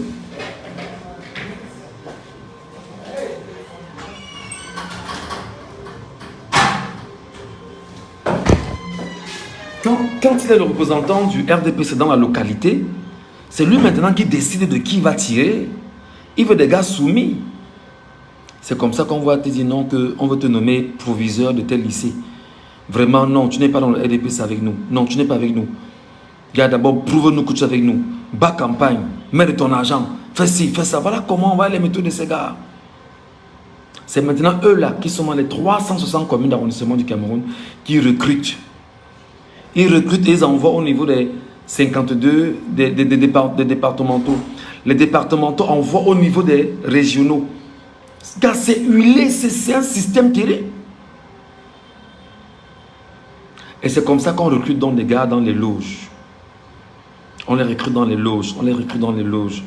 Et lorsqu'on les recrute dans les loges, on les impose une soumission, respect du gourou. Et le gourou, c'est qui? Suivez mon regard. Tout le monde le connaît. On doit chanter ses louanges. C'est le prince. Le gourou, c'est le prince. On ne part pas à l'encontre du prince. Tu as accepté d'être avec nous, non? Tu es avec nous. Ils ont tout contrôlé jusqu'au chef service dans les ministères.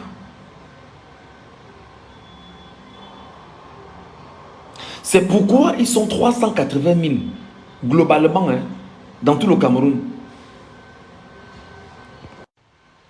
Ils sont 380 000. Et quand je dis 380 000, je mets confondu personnel civil et militaire, les fonctionnaires, tous là. Ils sont dedans. Et c'est comme ça donc que le gourou de l'endroit où il est vous contrôle. Il n'est pas avec vous. Et on vous dit que c'est le gars le mieux renseigné du Cameroun. Seulement parce que, à tous les niveaux, il y a un gars à côté de vous qui vous contrôle et qui lui rend compte.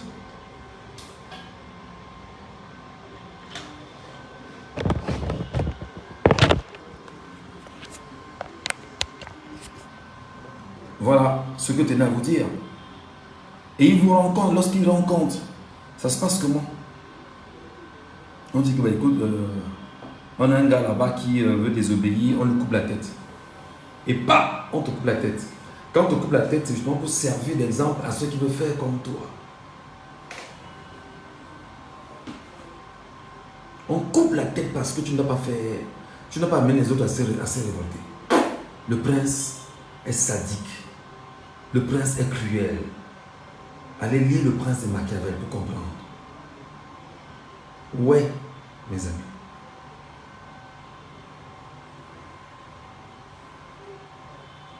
Et c'est pourquoi le peuple camerounais, le 24 mai, dans les 360 communes d'arrondissement du Cameroun, doit se lever et aller vers Eleka.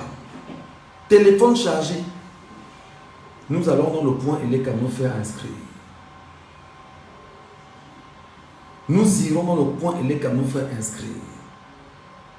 Nous sommes 1 million de Camerounais convaincus et nous irons au point Eleka avec 5 personnes par personne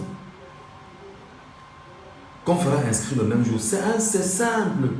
Même si tu n'as pas la moto, paye la moto. Tu dis que c'est moi le convaincu. Venons pas. Allons penser le changement de notre pays. 24 mai prochain, la date, je l'annonce depuis un petit moment.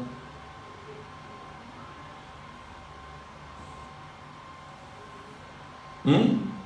24 mai. Vous faites quoi? Vous prenez 5 personnes et soyons 1 million. On est conduit vers l'antenne Eleka comme ça un vendredi. Même si vous avez un voyage à faire le jour, la laissez. Parce que pour défendre votre avenir, vous avez besoin de temps.